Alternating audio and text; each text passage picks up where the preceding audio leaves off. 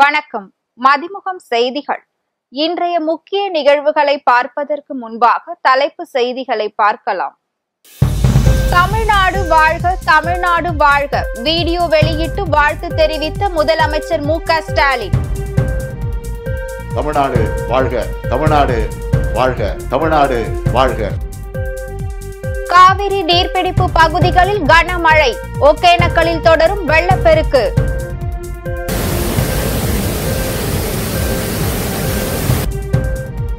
NEET தேர்வு முறைகேடு, பாட்னாவில் 3 எய்ம்ஸ் மருத்துவர்கள் அதிரடி கைது. ஆம்ஸ்ட்ராங் கொலை வழக்கில் கைதான மலர்கொடி அதிமுகவில் இருந்து நீக்கம், எடப்பாடி பழனிசாமி உத்தரவு. ரேஷன் கடைகளுக்கு நாளை மறுநாள் விடுமுறை, தமிழக அரசு உத்தரவு. தமிழக ஆளுநர் முதலில் குஜராத்தில் இருந்து வரும் போதைப் பொருட்களை தடுக்க வேண்டும், தமிழக ஆளுநரிடம் செல்வ பெருந்தகை வலியுறுத்தல். கடல் கண்டு மழை கண்டு பயன் கொண்ட தமிழ்நாடு வாழ்க என்று முதலமைச்சர் மு.க.ஸ்டாலின் எக்ஸ் வலைதள பக்கத்தில் பதிவிட்டுள்ளார். 2021ஆம் ஆண்டு புதியதாக பொறுப்பேற்ற மு.க.ஸ்டாலின் தலைமையிலான அரசு சென்னை மாநிலத்தின் பெயரை தமிழ்நாடு என்று மாற்ற சட்டப்பேரவையில் தீர்மானம் நிறைவேற்றிய நிலையில் ஜூலை 18ஆம் தேதி அன்று தமிழ்நாடு நாள் விழா கொண்டாடப்படும் என்று அறிவித்து அரசாணை வெளியிட்டது. அதன் பிறகு தற்போது ஜூலை 18ஆம் தேதி தமிழ்நாடு நாள் விழா கொண்டாடப்பட்டு வருகிறது. தமிழ்நாடு நாள் இன்று கொண்டாடப்படுவதை ஒட்டி தமிழ்நாடு என பெயர் சூட்ட முன்னாள் முதலமைச்சர் அண்ணா சட்டப்பேரவையில் பேசிய வீடியோ காட்சியை முதலமைச்சர் மு.க.ஸ்டாலின் தனது எக்ஸ் வலைதள பக்கத்தில் பதிவிட்டுள்ளார். அந்த வீடியோவில் கடல் கண்டு மழை கண்டு பயன் கொண்ட தமிழ்நாடு வாழ்க, களங்கண்டு கலை கண்டு கவி கொண்ட தமிழ்நாடு வாழ்க, உடல் கொண்டு உரங்கொண்டு உயிர் கொண்ட தமிழ்நாடு வாழ்க, ஜூலை 18 தமிழ்நாடு திருநாள் என்று சொல்லும் போதே நம் உள்ளத்தில் மகிழ்ச்சி ஏற்படுகிறது, ஒரு ஆற்றல் பிறக்கிறது. தமிழ்நாடு வாழ்க, தமிழ்நாடு வாழ்க, தமிழ்நாடு வாழ்க என்று கூறி அந்த வீடியோவை தனது எக்ஸ் வலைதள பக்கத்தில் பகிர்ந்துள்ளார். தமிழ்நாடு என்ற பெயர் மாற்றம் என்பது கூட பொருத்தமற்றது. பெயர் பெற்றிருப்பது, மாற்றப்பட்ட பெயரை நாம் திரும்ப பெற்றிருக்கின்றோம். இந்த அரசு வந்த பிறகுதான் அது நடைபெற வேண்டும் என்று வரலாற்றினில் இருக்கிறது என்று நான் கருதுகின்றேன். கடல் கண்டு மலை கண்டு பயன் கொண்ட தமிழ்நாடு வாழ்க, களங்கண்டு கலை கண்டு கவின் கொண்ட தமிழ்நாடு வாழ்க, உடல் கொண்டு உரங்கொண்டு உயர்வாண்ட தமிழ்நாடு வாழ்க. ஜூலை 18 தமிழ்நாடு நாள், தமிழ்நாடு திருநாள் என்று சொல்லும் போதே நமது உள்ளத்தில் ஒரு மகிழ்ச்சி ஏற்படுகிறது, ஒரு ஆற்றல் பிறக்கிறது. தமிழ்நாடு வாழ்க, தமிழ்நாடு வாழ்க, தமிழ்நாடு வாழ்க. காவிரி நீர்பிடிப்பு பகுதிகளில் தொடர் மழை பெய்து வருகிறது. இதனால் மேட்டூர் அணைக்கு நீர்வரத்து அதிகரித்துள்ளது. கர்நாடகம் மற்றும் கேரள மாநிலங்களில் தென்மேற்கு பருவமழை தீவிரமடைந்து இருக்கிறது. காவிரி நீர்பிடிப்பு பகுதிகளான குடகு, வயநாடு பகுதிகளில் தொடர்ந்து கனமழை பெய்து வருகிறது. அதன் காரணமாக கர்நாடகாவில் உள்ள கிருஷ்ணராஜா சாகர், கபினி, ஹேமாவதி, ஹாரங்கி ஆகிய அணைகளுக்கு நீர்வரத்து தொடர்ந்து அதிகரித்த வண்ணம் உள்ளது. இதில் கபினி அணை மட்டும் முழு கொள்ளளவை எட்டி நிரம்பிவிட்டது. மற்ற அணைகள் வேகமாக நிரம்பி வருகின்றன. கபினி அணையில் இருந்து வினாடிக்கு 55,000 கன அடி தண்ணீர் திறந்துவிடப்பட்டுள்ளதால் கபிலா ஆற்றில் காட்டாற்று வெள்ளம் கரைபுரண்டு ஓடுகிறது. இதன் காரணமாக தர்மபுரி மாவட்டம் ஒகேனக்கலுக்கு நீர்வரத்து அதிகரித்துள்ளது. அதன்படி நேற்று முன்தினம் ஒகேனக்கலுக்கு வினாடிக்கு 21,000 கன அடி தண்ணீர் வந்தது. நேற்று காலை 8 மணி நிலவரப்படி வினாடிக்கு 22,000 கன அடியாக அதிகரித்துள்ளது. இதனால் ஒகேனக்கலில் உள்ள மெயின் அருவி, சினிபால்ஸ் உள்ளிட்ட அருவிகளில் தண்ணீர் ஆர்ப்பரித்து கொட்டியது. இதனால் மேட்டூர் அணைக்கு நீர்வரத்து அதிகரித்துள்ளது. தமிழக ஆளுநர் முதலில் உள்துறை அமைச்சரை சந்தித்து தமிழ்நாட்டிற்கு குஜராத்தில் இருந்து போதைப் பொருள் வருவதை தடுக்க சொல்ல வேண்டும் என காங்கிரஸ் மாநில தலைவர் செல்வ பெருந்தகை குற்றம் சாட்டியுள்ளார். காங்கிரஸ் செயல் வீரர் கூட்டத்தில் பங்கேற்பதற்காக மதுரை விமான நிலையத்தில் செய்தியாளர்களை சந்தித்த காங்கிரஸ் மாநில தலைவர் செல்வ பெருந்தகை மின் கட்டண உயர்வு குறித்து கேள்விக்கு உதய் மின் திட்டத்தில் அதிமுகவின் முன்னாள் முதல்வர் ஜெயலலிதா அவர் இருக்கும் வரை உதய் மின் திட்டத்தில் கையொப்பமிடவில்லை. ஆனால் அவர் காலமான பிறகு உதய் மின் திட்டத்தில் கையெழுத்திட்டுள்ளனர். இதனால் அதிகாரம் அனைத்தும் ஒன்றிய அரசிடம் சென்று விட்டது. தற்போது ஒன்றிய அரசின் உத்தரவு மற்றும் அழுத்தத்தின் பெயரில் இந்த மின் கட்டணம் உயர்த்தப்பட்டுள்ளது. இருந்த போதிலும் காங்கிரஸ் சார்பாக முதலமைச்சர் மறுபரிசீலனை செய்ய வேண்டும், திரும்ப பெற வேண்டும் என்று தொடர்ந்து கேட்டுக்கொண்டு வருகிறோம் என்று தெரிவித்தார். ஒன்றிய அரசினுடைய உத்தரவின் பேரில் அழுத்தத்தின் பேரில் தான் இப்பொழுது இந்த மின் கட்டணம் உயர்த்தப்பட்டிருக்கிறது என்று அறிந்திருக்கு. இருந்த போதிலும் காங்கிரஸ் பேரியக்கத்துடைய கோரிக்கை மாண்பு முதலமைச்சர் அவர்கள் இதை மறுபரிசீலனை செய்ய வேண்டும், திரும்ப பெற வேண்டும் என்று நாங்கள் தொடர்ந்து கேட்டுக்கொண்டிருக்கிறோம். தமிழக பாதுகாப்பு குறித்து அமித்ஷாவிடம் ஆளுநர் சந்தித்து பேசியது குறித்த கேள்விக்கு முதலில் ஆளுநர் உள்துறை அமைச்சரை சந்தித்து குஜராத்தில் இருந்து போதைப் பொருள் வருவதை தடுக்க வேண்டும் என்றார். மேலும் தமிழ்நாட்டிற்கு குஜராத்தில் இருந்துதான் போதைப் பொருள் வருகிறது, போதைப் பொருளை தடுத்தாலே எல்லா குற்றங்களும் குறைந்துவிடும் என்று அவர் தெரிவித்தார். முதல்ல ஆளுநர் உள்துறை அமைச்சர்கிட்ட சந்தித்து குஜராத்தில் இருந்து போதைப் பொருள் வருவதை தடுக்க வேண்டும். தமிழ்நாட்டுக்கு குஜராத்தில் இருந்தால் போதைப் பொருட்கள்லாம் வருது. போதைப் பொருட்களை தடுத்தினாவே எல்லா குற்றங்களும் குறைஞ்சிடும். பிரச்சனை எங்க? குஜராத்தில் போதைப் பொருள் தொழிற்சாலையை பிடிச்சாங்கன்னு சொல்றாங்க. அங்க இருந்து துறைமுகம், கான்லா துறைமுகம், முத்ரா துறைமுகம்னு அதானியோட துறைமுகத்திலிருந்து கிருஷ்ணாபட்டினம் துறைமுகத்துக்கு கிருஷ்ணாபட்டினம் துறைமுகத்திலிருந்து சென்னைக்குள்ள தமிழ்நாட்டுக்குள்ள வருதுன்றதுதான் செய்தி. மாண்பு முதலமைச்சர் பல இடங்களில் இது குறிப்பிட்டிருக்கிறார். இதை கட்டுப்படுத்த வேண்டும்.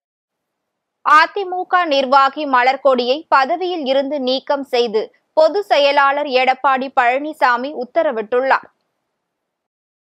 சென்னை பெரம்பூரில் பகுஜன் சமாஜ் மாநில தலைவர் ஆம்ஸ்ட்ராங் கடந்த 5ஆம் தேதி வெட்டி படுகொலை செய்யப்பட்டார். இந்த வழக்கில் பொன்னை பாலு, ராமு, திருவேங்கடம், திருமலை, செல்வராஜ், மணிவண்ணன், சந்தோஷ், அருள், கோகுல், விஜய், சிவசக்தி ஆகிய 11 பேர் கைது செய்யப்பட்டனர்.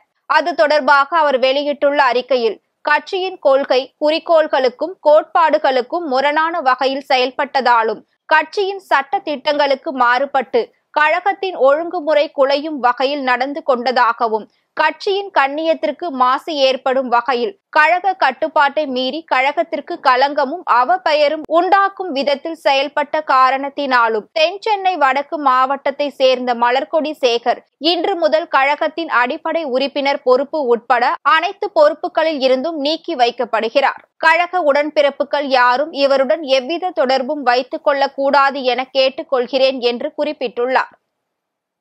அனைத்து ரேஷன் கடைகளுக்கும் நாளை மறுநாள் விடுமுறை விடப்படுவதாக தமிழக அரசு அறிவித்துள்ளது.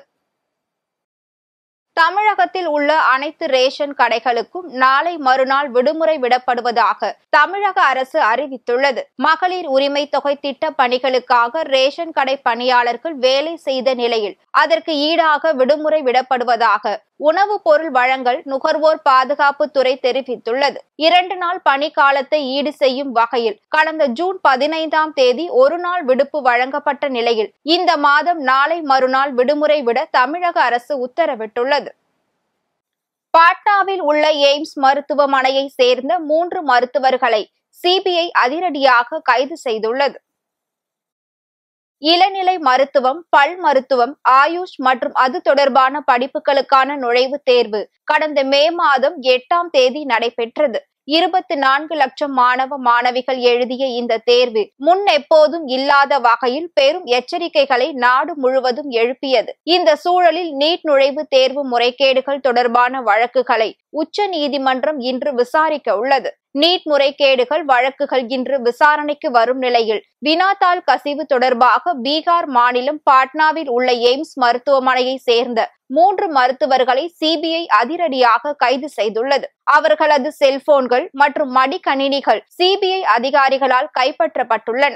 வினாத்தாள் கசிவு வழக்கில் தொடர்புடைய கும்பலுடன் எய்ம்ஸ் பாட்னா மாணவர்கள் தொடர்பில் இருந்ததாக கூறப்படுகிறது. இன்றைய உச்ச நீதிமன்றத்தின் விசாரணைக்கு பின்னர் நீட் தேர்வின் நிலைமை என்ன என்பது குறித்து தகவல் வெளியாகும் என்று எதிர்பார்க்கப்படுகிறது.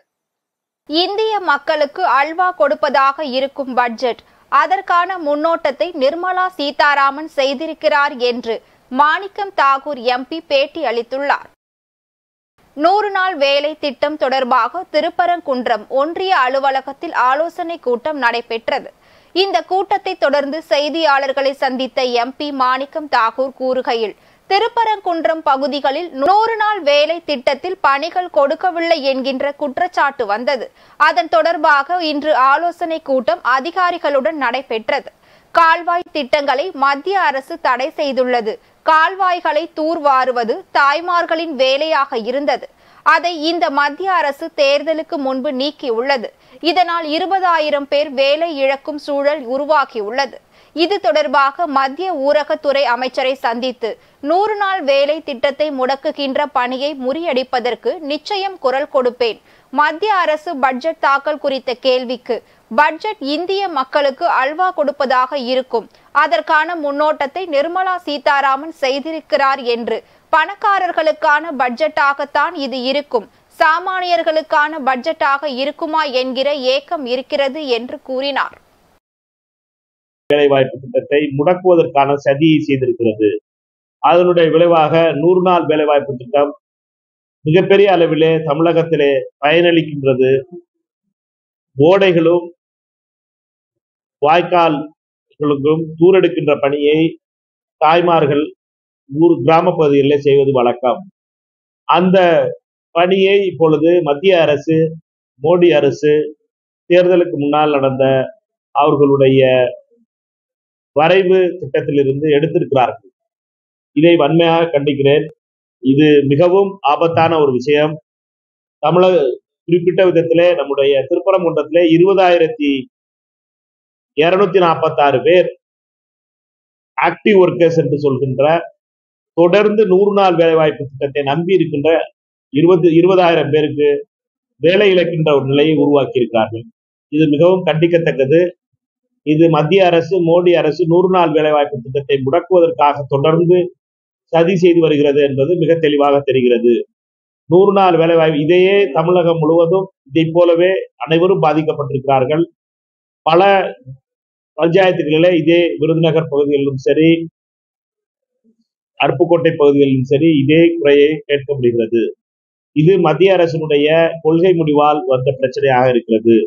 இதை எதிர்த்து பாராளுமன்றத்திலே குரல் கொடுப்போம். அதே போல 5 வருடங்களுக்கு மேல் இப்பொழுது அதிகாரிகளிடம் பேசியதிலிருந்து, மாவட்ட ஆட்சியரிடம் துணை ஆட்சியரிடம் பேசியதிலிருந்தும் ஒன்று தெளிவாக இருக்கிறது. 5 வருடங்களுக்கு மேற்பட்ட சேனல் ஒர்க்கை எடுப்பதற்காகவும் அதிலே வேலை கொடுக்க வேண்டும் என்ற கோரிக்கையும், அதற்காக ஒரு திட்டத்தையும் உருவாக்குவதற்காக முடிவு செய்யப்பட்டது. அதற்கான திட்ட மதிப்பீடு அனுப்பப்பட்டிருக்கிறது. அப்படி செய்யும்படியில் ஏறக்குறைய 20,000 பேர் பணியாளர்களே 12,000 பேருக்காவது வேலை கிடைக்கும். இதை மத்திய அரசு இதையும் தடை செய்ய எதுவும் சதி செய்யக்கூடாது. மோடி அரசு தொடர்ந்து 100 நாள் வேலைவாய்ப்பு திட்டத்தை முடக்குவதற்கான பல சதிகளை செய்து வருகிறது. அதிலே இந்த சதியும் சேர்ந்தது. இதை முறியடிப்பதற்காக இன்று நாங்கள் கூட்டம் கூட்டி இதில் விடைகளை தேடி இருக்கிறோம். பாராளுமன்றத்தில் இதற்காக குரல் கொடுப்பேன். மத்திய ஊரகத்துறை அமைச்சர் அவர்களை சந்தித்து தமிழகத்தினுடைய வாழ்வாதாரமாக இருக்கின்ற, நம்முடைய கிராமப்புற பெண்களுடைய வாழ்வாதாரமாக இருக்கிற 100 நாள் வேலைவாய்ப்பு திட்டத்தை முடக்குகின்ற இந்த பணியை மத்திய அரசு கைவிட வேண்டும் என்று வலியுறுத்துவேன். அதுக்கான வேலைகள்லாம்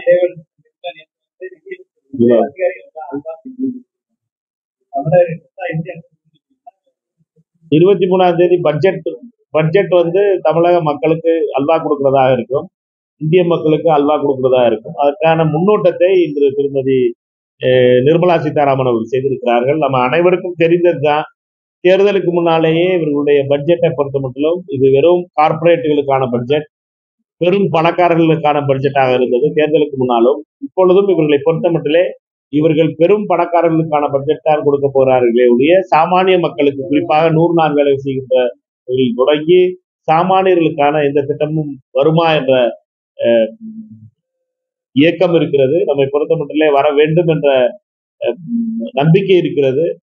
கடைசியில் ஒரு கூட்டணி ஆட்சியிலே மோடி அரசு செயல்படுகிறது. இப்பொழுது இவர்கள் உண்மையிலேயே மாறியிருந்தால் மக்களை பற்றிய சிந்தனை உள்ள பட்ஜெட்டை தருவார்கள் என்ற தர வேண்டும் என்ற கோரிக்கையை வைக்கும். சுதந்திர போராட்ட வீரர் பொல்லான் 219வது நினைவு நாள் ஆதி திராவிட நலத்துறை அமைச்சர் கயல்விழி செல்வராஜ் அவர்களின் முகாம் அலுவலகத்தில் அனுசரிக்கப்பட்டது. திருப்பூர் மாவட்டம் தாராபுரத்தில் ஆதி திராவிடர் நலத்துறை அமைச்சர் கயல்விழி செல்வராஜ் முகாம் அலுவலகத்தில் சுதந்திர போராட்ட வீரர் பொல்லான் 219வது நினைவு நாள் அனுசரிக்கப்பட்டது. இதில் அமைச்சர் கயல்விழி செல்வராஜ் பொல்லான் திருவுருவ படத்திற்கு மாலை அணிவித்து மலர் தூவி 3 நிமிடம் மௌன அஞ்சலி செலுத்தினார். இந்த நிகழ்ச்சிக்கான ஏற்பாடுகளை திமுகவினர் மற்றும் தமிழ் புலி கட்சியினர் செய்திருந்தனர். இதனைத் தொடர்ந்து தியாகி பொல்லான் குறித்து அமைச்சர் பேசுகையில், இந்தியாவின் விடுதலை போராட்டத்தில் கொங்கு மண்டலத்தில் ஆங்கிலேயரை எதிர்த்து தீரன் சின்னமலையுடன் இணைந்து போரிட்டவர் மாவீரர் பொல்லான். மேலும் பிரிட்டிஷ் ராணுவ ரகசியங்களை தீரன் சின்னமலைக்கு மாறு வேடத்தில் கொண்டு வந்து சேர்த்தார். இதை அறிந்த பிரிட்டிஷ் ராணுவத்தினர் ஆடி 1ஆம் தேதி அரச்சாலூரை அடுத்த நல்லமங்கா பாளையத்தில் பொல்லானை தலைகீழாக கட்டி கொன்றனர். மாவீரன் பொல்லானின் 219ஆம் ஆண்டு நினைவு நாள் நிகழ்ச்சியில் அரசியல் கட்சி தலைவர்கள், பல்வேறு இயக்க நிர்வாகிகள் பங்கேற்றனர்.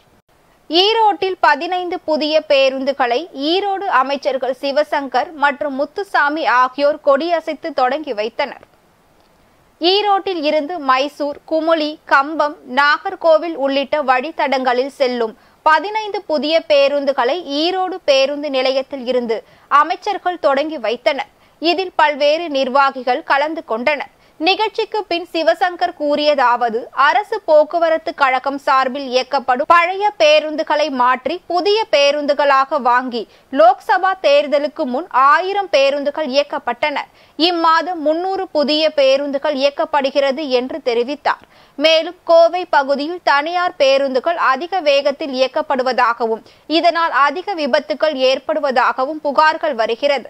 இதனால் கோவை அரசு போக்குவரத்து இணை ஆணையரை ஒரு குழு அமைத்து விசாரிக்க பரிந்துரை செய்துள்ளோம். குறிப்பாக மேட்டுப்பாளையம் பகுதியில் அதிக விபத்து நடந்துள்ளதாக தெரிவித்தார். இதனைத் தொடர்ந்து பிற பகுதியிலும் இது போன்ற புகார்கள் இருந்தால் அங்கும் குழு அமைத்து விசாரிக்கப்படும். மேலும் திமுக ஆட்சிக்கு வந்த பின் 3 சுற்றில் பேச்சுவார்த்தை முடிக்கப்பட்டு ஊழியர்கள் மனம் மகிழும் வகையில் பழைய ஊதிய விகிதம் சரி செய்து வழங்கப்பட்டுள்ளது. அடுத்த கட்ட ஊதிய பேச்சுவார்த்தைக்கான பூர்வாங்க வேலைகள் நடந்து வருகிறது. மேலும் 500 மின்சார பேருந்துகள் வாங்க முதல்வர் உத்தரவிட்டுள்ளார். 100 பேருந்துகள் வாங்க டெண்டர் விடப்பட்டுள்ளது. டெண்டர் நடவடிக்கை முடிந்த பின் சென்னையில் அந்த பேருந்துகள் அறிமுகப்படுத்தப்படும். அடுத்து 400 பேருந்துகள் வாங்கி அடுத்த கட்ட நகரங்களில் இயக்கப்படும் என்று அவர் தெரிவித்தார். இதன் சார்பாக இயக்கப்படுகின்ற பேருந்துகளில் பழைய பேருந்துகளை மாற்றி புதிய பேருந்துகள் இயக்குவதற்கு மாண்புமிகு தமிழ்நாடு முதலமைச்சர் அவர்கள் நிதி ஒதுக்கி வாங்கப்பட்ட புது பேருந்துகளில் நாடாளுமன்ற தேர்தலுக்கு முன்பாக 1000 பேருந்துகள் இயக்கப்பட்டன. நாடாளுமன்ற தேர்தலுக்கு பிறகாக மாண்புமிகு முதலமைச்சர் அவர்கள் தருமபுரியிலே 11 பேருந்துகளை இயக்கி 11ஆம் தேதி துவக்கி வைத்தார்கள். திருவள்ளூரிலே 10 பேருந்துகளை இயக்கி வைத்தார்கள். அதற்கு பிறகு நேற்றைய முன்தினம் மதுரையிலும் நேற்றைக்கு விருதுநகரிலும் புதிய பேருந்துகள் மக்கள் பயன்பாட்டிற்கு கொண்டு வரப்பட்டது. அதேபோல் இன்றைக்கு காலையில் கோயம்புத்தூரில் 21 புதிய பேருந்துகள் மக்கள் பயன்பாட்டிற்கு கொண்டு வரப்பட்டிருக்கிறது. இன்றைக்கு இங்கே ஈரோட்டிலே 15 புதிய பேருந்துகள் மக்கள் பயன்பாட்டிற்கு கொண்டு வரப்படுகிறது. இந்த வாரத்திற்குள்ளாக கிட்டத்தட்ட 300 புதிய பேருந்துகள் மக்கள் பயன்பாட்டிற்கு வர இருக்கிறது. 7200 பேருந்துகளை மாண்புமிகு தமிழ்நாடு முதலமைச்சர் அவர்கள் மக்கள் பயன்பாட்டிற்கு கொண்டு வருவதற்கு உத்தரவிட்டு அதில் 1000 பேருந்துகள் ஏற்கனவே துவக்கப்பட்டு இன்றைக்கு இந்த வாரத்தில் 300 பேருந்துகள் துவக்கப்படுகிறது. மீதி இருக்கின்ற பேருந்துகள் தயாரிப்பு நிறுவனங்கள் தயாரித்து வழங்க பழைய பேருந்துகளை மாற்றி அந்த புதிய பேருந்துகள் வழித்தடத்தில் இயக்கப்படும். இன்றைக்கு ஈரோட்டில் இந்த நிகழ்ச்சியில் மாண்புமிகு வீட்டுவசதித்துறை அமைச்சர் மரியாதைக்குரிய அண்ணன் முத்துசாமி அவர்கள் இந்த புதிய பேருந்துகள் துவக்க விழாவில் கலந்து கொண்டு கொடியசைத்து துவக்கி வைத்திருக்கிறார்கள். ஏற்கனவே ஈரோடு மண்டலத்தில் 30 பேருந்துகள் துவக்கி வைக்கப்பட்டிருக்கிறது. அதேபோல் இன்றைக்கு ஊட்டியில் 10 புதிய பேருந்துகள் துவக்கி வைக்கப்பட்டிருக்கிறது. தொடர்ந்து இதுபோன்ற இந்த புதிய பேருந்துகள் பழைய பேருந்துகளை மாற்றி மக்கள் பயன்பாட்டிற்கு கொண்டு வரப்படும். வாலாஜா அருகே சாலை விபத்தில் உயிரிழந்த சிறப்பு உதவி காவல் ஆய்வாளருக்கு அரசு மரியாதையுடன் 21 குண்டுகள் முழங்க நல்லடக்கம் செய்யப்பட்டது. ராணிப்பேட்டை மாவட்டம் பிஞ்சி பகுதியை சேர்ந்தவர் பிச்சாண்டி. இவர் காவேரிப்பாக்கம் காவல் நிலையத்தில் சிறப்பு உதவி ஆய்வாளராக பணிபுரிந்து வருகிறார். இவர் பணிக்காக தனது வீட்டில் இருந்து காவல் நிலையத்திற்கு இருசக்கர வாகனத்தில் சென்று கொண்டிருந்தார். அப்போது வாலாஜாபேட்டை அருகே சென்னை நோக்கி அதிவேகமாக வந்த கண்டெய்னர் லாரி காவலரின் இருசக்கர வாகனத்தின் மீது மோதியதில் நிலை தடுமாறி கீழே விழுந்து சம்பவ இடத்திலேயே தலை நசுங்கி பரிதாபமாக உயிரிழந்தார். இந்நிலையில் சாலை விபத்தில் உயிரிழந்த அவரது உடலுக்கு அரசு மரியாதையுடன் நல்லடக்கம் செய்வதற்காக அவரது இல்லத்தில் உடலை வைத்திருந்தனர். இதனை அடுத்து அவரது உடலுக்கு மாவட்ட காவல் கண்காணிப்பாளர் கிரண் ஸ்ருதி, துணை காவல் கண்காணிப்பாளர் பிரபு, காவல் ஆய்வாளர்கள், உதவி ஆய்வாளர்கள் மற்றும் காவலர்கள் உள்ளிட்ட ஏராளமானோர் மலர் வளையம் வைத்து அஞ்சலி செலுத்தினர். தொடர்ந்து ராணிப்பேட்டை ஆயுதப்படை காவலர்கள் 21 குண்டுகள் முழங்க காவல்துறை அரசு மரியாதையுடன் உடல் நல்லடக்கம் செய்யப்பட்டது. கர்நாடக அணைகளில் இருந்து 55,652 கன அடி உபரி நீர் திறப்பால் ஒகேனக்கலுக்கு நீர்வரத்து வினாடிக்கு 30,000 கன அடியாக அதிகரித்துள்ளது. தென்மேற்கு பருவமழை கர்நாடகா, கேரள மாநிலத்தில் தீவிரமடைந்துள்ளது. இதனால் காவிரி நீர்பிடிப்பு பகுதிகளான குடகு, வயநாடு உள்ளிட்ட பகுதிகளில் கனமழை பெய்து வருகிறது. இதன் காரணமாக கர்நாடக மாநிலத்தில் உள்ள கபினி அணை, கிருஷ்ணராஜா சாகர் அணை, நுகு அணை என 3 அணைகளில் இருந்தும் மொத்தமாக 55,651 கன அடி தண்ணீர் திறக்கப்பட்டுள்ளது. இதன் காரணமாக தர்மபுரி மாவட்டம் ஒகேனக்கலுக்கு நீர்வரத்து அதிகரித்துள்ளது. தற்போது கபினி, கிருஷ்ணராஜா சாகர் அணைகளில் இருந்து கூடுதலாக உபரி தண்ணீர் திறந்துவிடப்பட்டுள்ளதால் ஒகேனக்கலுக்கு நீர்வரத்து படிப்படியாக அதிகரிக்க தொடங்கியது. இன்று காலை நிலவரப்படி ஒகேனக்கலுக்கு 30,000 கன அடி தண்ணீர் வந்து கொண்டிருந்தது. இதனால் மெயின் அருவி, ஐந்தருவி, சினிஃபால்ஸ் உள்ளிட்ட அருவிகளில் தண்ணீர் கொட்டியது. மேலும் காவிரி ஆற்றின் நீர்வரத்தை தமிழக கர்நாடக எல்லையான பிலிகுண்டுவில் மத்திய நீர்வளத்துறை அதிகாரிகள் தொடர்ந்து கண்காணித்து வருகின்றனர். தொடர்ந்து இன்று 3வது நாளாக குளிக்கவும் பரிசல் இயக்கவும் தடை விதிக்கப்பட்டுள்ளது. அமெரிக்க அதிபர் ஜோ பைடனுக்கு நரம்பியல் பிரச்சனைகளை தொடர்ந்து கொரோனா தொற்று உறுதி செய்யப்பட்டுள்ளதால் அதிபர் பதவிக்கான போட்டியில் இருந்து விலகக்கூடும் என்று தெரிகிறது. அமெரிக்க அதிபர் ஜோ பைடன் நரம்பியல் பிரச்சனைகளால் தொடர்ந்து தடுமாறி வரக்கூடிய நிலையில் தற்போது கொரோனா தொற்றும் உறுதி செய்யப்பட்டு இருப்பதால் அதிபர் பதவிக்கான போட்டியில் இருந்து அவர் விலகக்கூடும் என்று தெரிகிறது.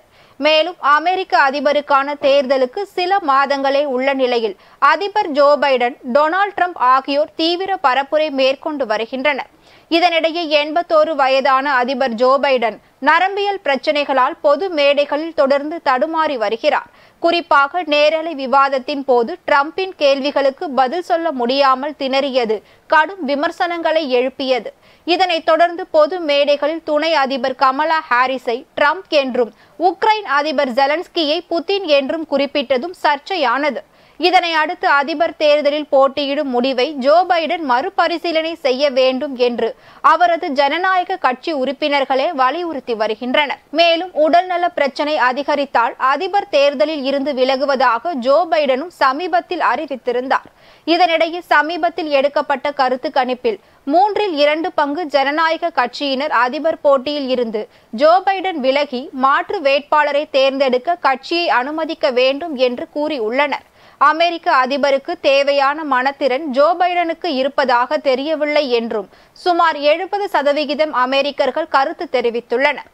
இந்நிலையில் லாஸ் வெகாஸில் பரப்புரை மேற்கொண்டிருந்த ஜோ பைடனுக்கு கொரோனா தொற்று உறுதி செய்யப்பட்டுள்ளது.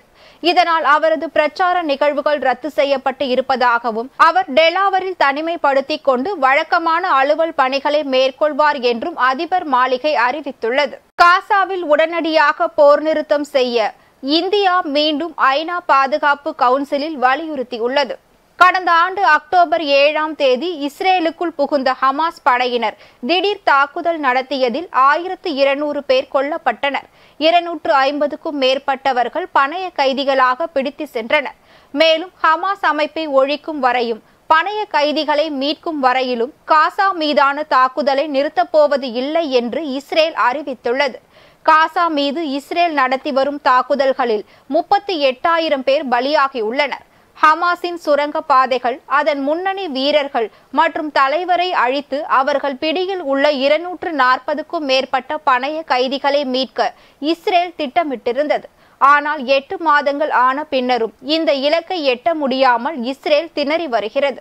இந்நிலையில் ஐநா பாதுகாப்பு கவுன்சில் கூட்டத்தில் காசாவில் போர் நிறுத்தத்திற்கு இந்தியா அழைப்பு விடுத்துள்ளது. எனவே காசாவில் உடனடியாக போர் நிறுத்தம் செய்ய இந்தியா மீண்டும் ஐநா பாதுகாப்பு கவுன்சிலில் வலியுறுத்தியுள்ளது. மேலும் பேச்சுவார்த்தை மூலம் மோதலை முடிவுக்கு கொண்டு வந்து அமைதியான தீர்வு ஏற்பட வேண்டும் எனவும் பணைய கைதிகளை நிபந்தனையின்றி விடுவிக்கவும் இந்தியா வலியுறுத்தியுள்ளது. மீண்டும் தலைப்பு செய்திகள். தமிழ்நாடு வாழ்க, தமிழ்நாடு வாழ்க வீடியோ வெளியிட்டு வாழ்த்து தெரிவித்த முதலமைச்சர் மு.க. ஸ்டாலின். தமிழ்நாடு வாழ்க, தமிழ்நாடு வாழ்க, தமிழ்நாடு வாழ்க. காவிரி நீர்பிடிப்பு பகுதிகளில் கனமழை, ஒகேனக்கலில் தொடரும் வெள்ளப்பெருக்கு.